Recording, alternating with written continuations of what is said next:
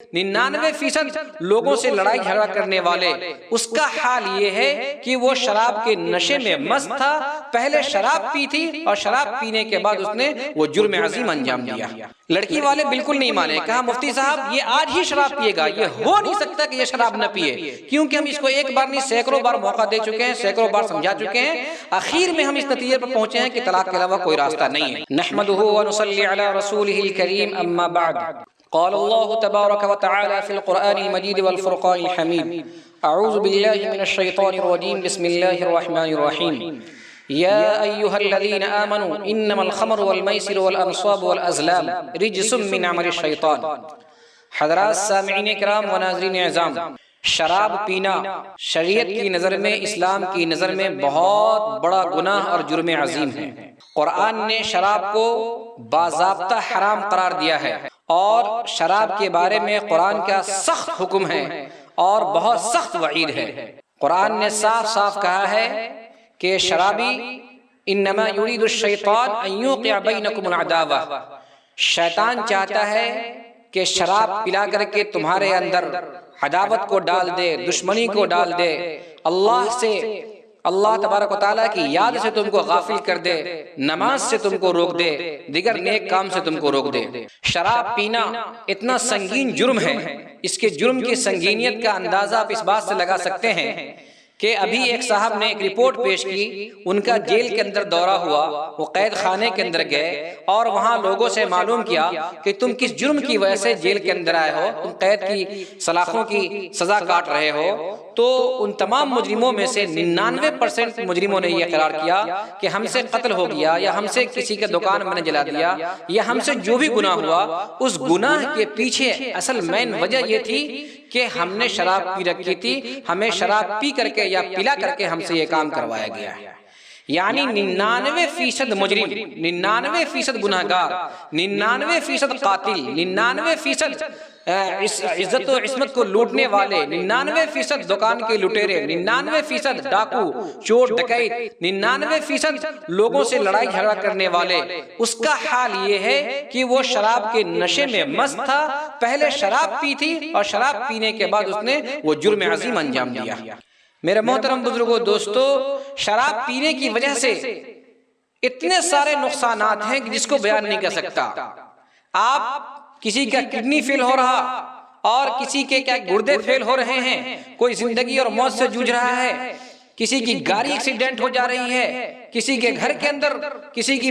کوئی کسی کی عزت و عصمت کو تاتار کر رہا ہے اور داغدار کر رہا ہے، کوئی کسی کا قتل عام مچا رہا ہے، ان سب کے پیچھے کہیں نہ کہیں ایک نہ ایک وجہ شراب کی بھی ہوتی ہے، کیونکہ وہ شراب پی لیتا ہے، شراب کے پینے کے نشے کے اندر رہتا ہے، پھر اس کی عقل مکمل طور پر کام نہیں کرتی ہے، اس لیے وہ ایسا کام انجام دے دیتا ہے۔ میرے محترم بزرگوں، دوستو، اس لیے شراب پینے سے حد درجہ بچنی چاہیے۔ بہار حکومت نے شراب پر باضابطہ پابندی لگا دی ہے، اور باضابطہ پابندی لگانے کے باوجود بھی شراب اتنا عام ہے جس کو بیان نہیں کر سکتا۔ لوگ گھروں کے اندر لا کر کے اور چورا چورا کر کے، چھپا چھپا کر کے بیچتے ہیں، اور اس کی وجہ سے اور شراب جو ہے عام ہوتی چلی جا رہی ہے، اور پھر بعد میں جھگڑے کا، لڑائی کا انجام یہ ہوتا ہے کہ وہ شراب پیا ہوا ہوتا ہے۔ کئی مرتبہ آپ نے رپورٹ دیکھی ہوگی، 30 آدمی، 40 آدمی، 50 آدمی زہریلی شراب پی کر کے مر گیا۔ اسی قسم کا ایک عبرت ناک داستان جو شرابی کا ہے وہ میں آپ کے سامنے پیش کر رہا ہوں، تاکہ اس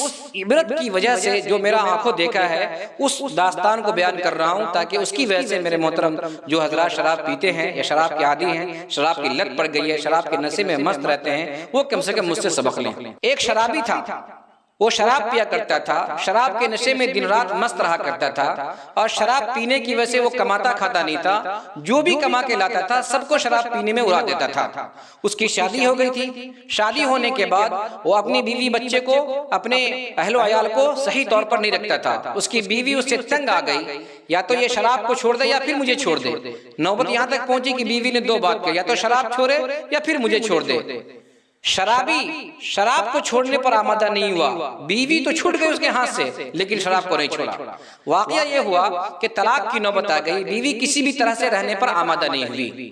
تو مجھے بلایا گیا اس مجلس کے اندر، طلاق کی مجلس لگی، اور چند لوگ جو گاؤں کے دوست احباب اعزاء اقربا جو بڑے چودھری قسم کے لوگ ہوتے ہیں جو فیصلہ کرتے ہیں پنچایت کے اندر، وہ سب موجود تھے۔ ان کی موجودگی میں مجھے بلایا گیا کہ آپ آ کر کے ان سے طلاق لے لیں کہ کس طرح سے طلاق دیا جاتا ہے، کس طرح سے طلاق کے مسائل ہیں۔ جب میں وہاں گیا، مسائل معلوم کیا کہ طلاق کی وجہ کیا ہے، تو علماء کرام کا، مفتیان اعظام کا، قاضی حضرات کا سب سے پہلا کام یہ ہوتا ہے کہ رشتہ کو جوڑنے کی حد درجہ کوشش کریں کہ کسی بھی طرح سے رشتہ جڑا رہے، رشتہ ٹوٹے نہیں، رشتہ ختم نہ ہو، رشتہ برقرار رہے۔ چنانچہ میں نے معلوم کیا کہ اس کی وجہ کیا ہے، طلاق کی نوبت کیوں آ گئی، تو معلوم ہو گیا کہ یہ شرابی ہے، شراب پینے سے باز نہیں آتا ہے۔ وہ شرابی میرے پاؤں پڑ گیا، رونے لگا، گر گرانے لگا، چیخنے لگا، چلانے لگا، کانپنے لگا، حضور والا، حضرت والا، مفتی صاحب معاف کر دیجئے، زندگی میں آپ کبھی شراب نہیں پیئیں گے، سچی توبہ کرتا ہوں، اللہ کی توبہ کرتا ہوں۔ بالکل اتنا رویا، گر گرایا کہ میرا دل پسیج گیا۔ آپ بھی ہوتے، آپ کو دل پسیج چکا ہوتا، اور آپ بھی طلاق کا فیصلہ نہیں کرتے۔ چنانچہ میں نے لڑکی والوں سے گزارش کی، درخواست کی کہ بھائی یہ توبہ کر رہا ہے، سچی توبہ کر رہا ہے، اپنے گناہوں پر ندامت کر رہا ہے، اور آئندہ یہ کہہ رہا ہے کہ آئندہ ہم کبھی نہیں پیئیں گے، آپ مان جائیے، اس کو ایک موقع ضرور دے دیجئے۔ لڑکی والے بالکل نہیں مانے، کہا مفتی صاحب یہ آج ہی شراب پیے گا، یہ ہو نہیں سکتا کہ یہ شراب نہ پیے، کیونکہ ہم اس کو ایک بار نہیں سینکڑوں بار موقع دے چکے ہیں، سینکڑوں بار سمجھا چکے ہیں، آخر میں ہم اس نتیجے پر پہنچے ہیں کہ طلاق کے علاوہ کوئی راستہ نہیں ہے۔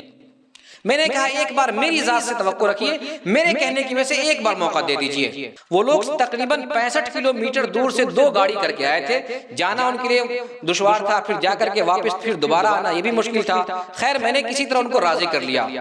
اور اس شرابی سے کہا کہ تمہارا کام یہ ہے کہ تم 5 وقتہ نماز پڑھنا۔ کہا جی حضرت بالکل میں 5 وقت نماز پڑھوں گا۔ میں نے کہا کہ نماز پڑھنے کے بعد سنت سے فارغ ہو کر مجھے سلام کرنا، مجھ سے ملاقات کرنا۔ جی حضرت آپ سے ملاقات کروں گا، سلام کروں گا، آپ کو سلام کر کے آؤں گا، جو بھی کماؤں گا پیسہ وہ آپ کو لا کے دوں گا، آپ میری بیوی بچوں کو خرچ کر دیجئے گا۔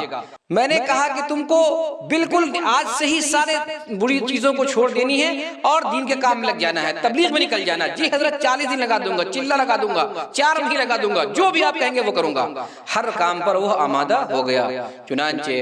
میں نے لڑکی والے سے درخواست کی، لڑکی کے ذمہ دار نے میرے کہنے کی وجہ سے بات مان گئے، اور بات مان کر کے ان کا انتظار کرنے لگے۔ کہیں اسی بستی کے اندر کسی اور کے یہاں قیام کیا انہوں نے۔ ظہر کا وقت آیا،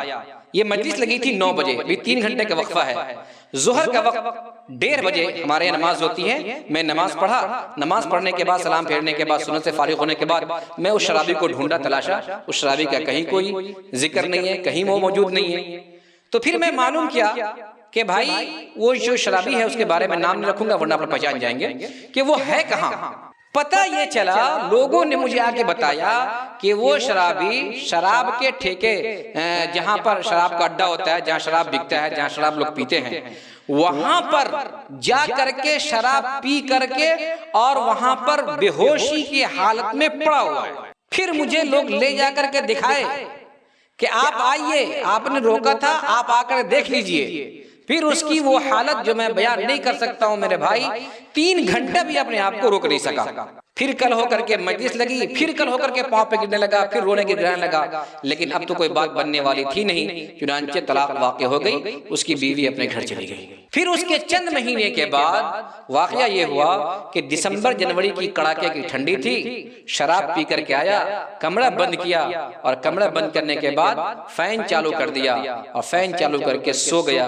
ایسے ہی بغیر کسی لحاف کے، بغیر کسی گرم کپڑے کے وہ سویا، تو پھر سویا ہی رہ گیا۔ دن میں 10 بجے اس کی باڈی نکلی، اس کے ہاتھ وہاں سب کچھ بالکل ٹائٹ ہو چکا تھا، اور اس کی کب روح نکلی، کب کیا ہوئی، کسی کو پتہ نہیں۔ تو میرے محترم بزرگوں، دوستو، یہ میری آنکھوں دیکھا حال ہے، اور میں اپنے آنکھوں دیکھا حال آپ کے سنا رہا ہوں۔ اس لیے خدا را جو آپ کے جاننے والے ہیں، جو شراب کے عادی ہیں، اس کو اس شراب کی بری لت سے بچا لیجئے۔ شرابی اپنی عادت سے باز آ جائیں، دل میں عزم مصمم کر لیں، پختہ ارادہ کر لیں، اللہ سے اپنے گناہوں کی معافی مانگیں اور اللہ کے حضور توبہ کریں، تو انشاءاللہ عین ممکن ہے کہ اس نشے سے عادت چھوٹ جائے گی۔ ایسے بھی لوگ ہیں جن کو ہم جانتے ہیں جو شرابی تھے، شراب چھوڑ کر کے، اور انہوں نے کیا کہتے ہیں مسجد کے اندر نماز پڑھی، اور تقریباً 12 سے 15 سال تک لگاتار نماز پڑھتے رہے، تہجد پڑھتے رہے، پھر اللہ کو پیارے ہو گئے. ایسے بھی کئی لوگ ہیں اور کئی لوگ مل جائیں گے جو شراب چھوڑ کر کے اللہ کے راستے میں آ گئے ہیں.